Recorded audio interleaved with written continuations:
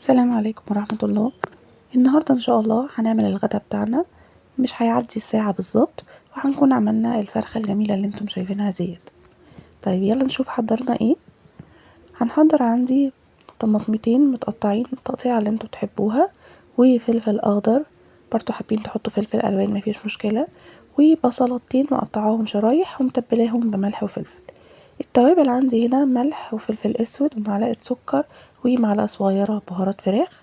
عندي الفرخة وزن 2 كيلو، وطبعا عاملينها في محلول النقع ومنضفينها ومنشفينها تماما. جبت هنا صينية وحطيت عندي كل الخضار اللي احنا قلناه، الطماطم والبصل والفلفل، ونزلت برضو بالتوابل. هنديهم تقليبة كلهم مع بعض، وبعد كده هننزل عليهم بالفرخة، وهنحاول ان احنا نحط الخضار دوت جوه الفرخة وتحت الجلد، نحاول على قد ما نقدر نوصل بيه لكل اجزاء بتاعة الفرخة زي ما انتوا شايفين كده. نحاول بس نتأكد ان احنا وصلنا لكل اجزاء بتاعة الفرخة. بعد كده هنجيب الكيس الحراري، هننزل فيه بالفرخة اللي احنا حاشينها ديت الخضار بتاعنا.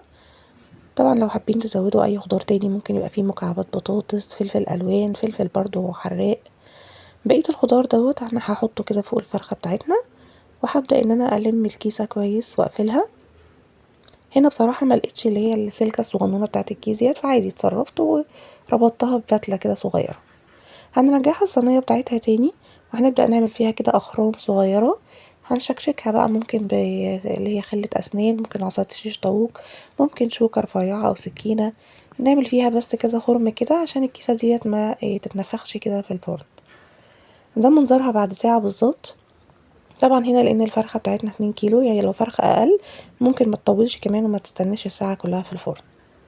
طبعا هي كده مستوية تماما. هبدأ بس افتح عليها الكيسة عشان نديها بس اللون بقى كويس. هنبدأ نعمل عندنا خلطة كده. هنجيب عندي طبق صغير هحط عليه معلقة صلصة جاهزة، عصرة ليمونة، ورشة فلفل اسود، ومعلقة متوسطة زيت.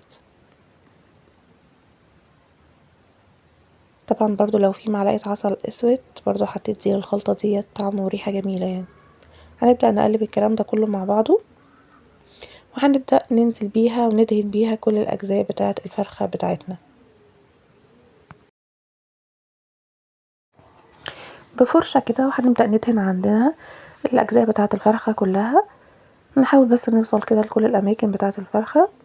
وبعد كده فتحت عليها الشواية 10 دقايق بالظبط، يعني ممكن نرفع الرف اللي هو الوسطاني نخليه قريب من الشواية لحد ما تاخد اللون اللي احنا عايزينه. طبعا أكلة زي ديت ينفع جنبها مكرونة، ينفع جنبها رز بشعرية.